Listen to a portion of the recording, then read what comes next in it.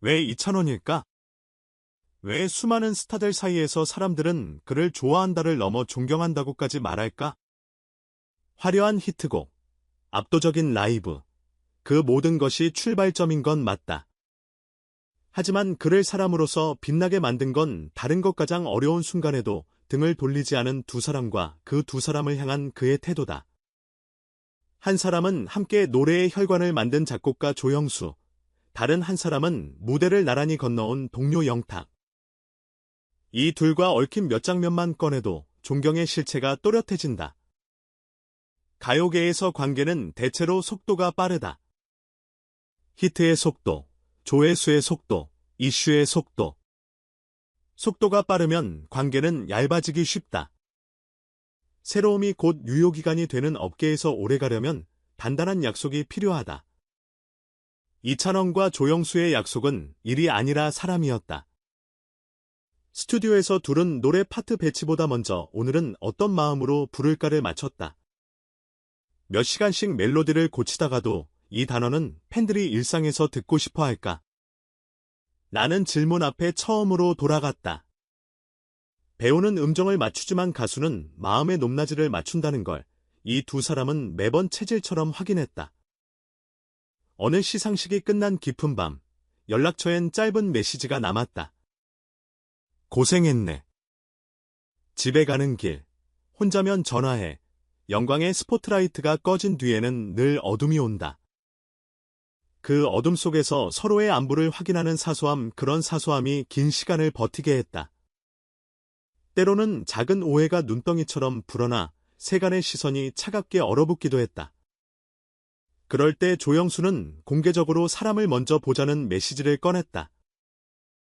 삶의 디테일로 누군가를 재단하기보다 음악으로 쌓아올린 시간을 존중하자고 말보다 태도로 감쌌다.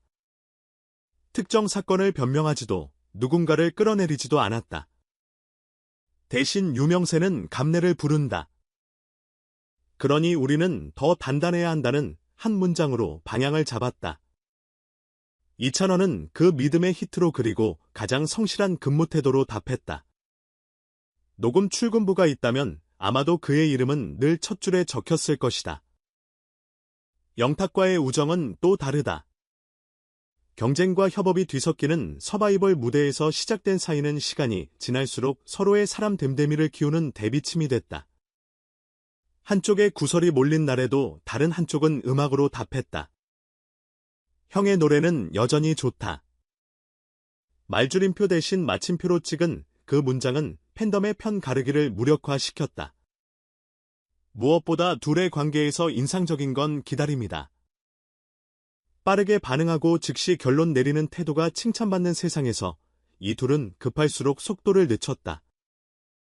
사실 확인이 될 때까지, 감정이 가라앉을 때까지 말 대신 침묵으로 서로를 지키는 방식. 누가 봐도 화끈하지 않지만 그래서 오래간다. 우정은 때를 아는 기술이기도 하니까. 이런 장면들이 쌓이면 이찬원이 왜 선후배 가수들 사이에서 유난히 존중의 단어로 불리는지 이해가 간다.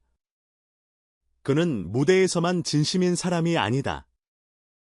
무대 밖에서 스태프의 이름을 정확히 부르고 리허설이 길어진 날엔 마지막 남은 조명팀에게 먼저 고생 많으셨어요 라고 인사한다. 사인회에서 줄의 끝까지 남아 손을 잡는 건 이벤트가 아니라 습관이다. 팬들이 팬바보라고 부르는 이유는 그가 팬을 이용하지 않기 때문이다. 채널 팬카페 라이브에서 그는 화제가 될 말을 잘 고르는 사람이기보다 평범한 말을 오래 지키는 사람이다. 건강 챙기세요. 오늘도 당신의 하루가 누군가에겐 응원입니다. 익숙한 문장들. 그러나 매번 같고 그래서 믿을 수 있다. 노래는 그 태도의 증거처럼 들린다.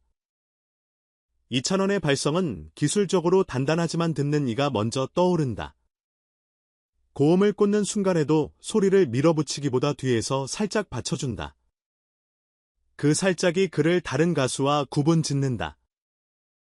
더 멀리, 더 높이보다, 더 가까이.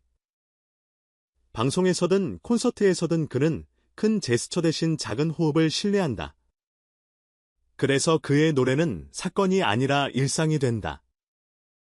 퇴근길. 설거지할 때, 버스에서 잠깐 눈을 감을 때, 그 순간에 그의 노래가 끌려오는 이유다. 화제성은 타이밍이지만 위로는 반복이다. 그는 반복을 지루함이 아니라 안정감으로 바꾸는 재주가 있다. 여기서 두 사람 조영수와 영탁이 왜 중요한지가 또렷해진다. 사람은 결국 관계 속에서 자신의 모양을 닮아간다. 조영수는 이찬원에게 기준을 상기시키는 사람이다.